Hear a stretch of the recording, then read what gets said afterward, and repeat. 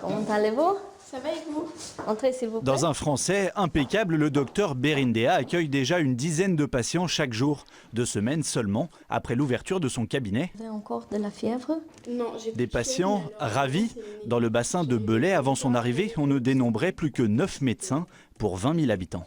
Ils étaient tellement surbookés que ils pouvaient pas nous prendre quoi. Il fallait attendre et c'est vrai que quand on n'est pas bien, c'est un peu compliqué. Alors pour faire face à cette pénurie de généralistes, la ville s'est engagée à payer le loyer de ce cabinet pendant 1 an. Une manière comme une autre d'inciter cet ancien médecin scolaire à s'installer durablement dans le Bugey, un secteur rural déserté par les jeunes diplômés. Je suis venue avec toute ma famille, mon mari et ma fille. J'espère qu'on va rester ici pour plusieurs années.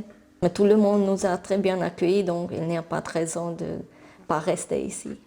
À la mairie de Belay, la maire adjointe avait pourtant bien tenté de passer une annonce pour recruter français. Recherche médecin généraliste. Résultat, depuis cet automne, aucun contact. Il en faudrait dans les 4-5 ans qui viennent, 3 ou 4, parce qu'on a des départs à la retraite qui, pour l'instant, ont été mis en attente parce qu'il n'y avait personne pour les remplacer. Derrière l'écran, le chasseur de tête à l'origine du recrutement du docteur Berindea.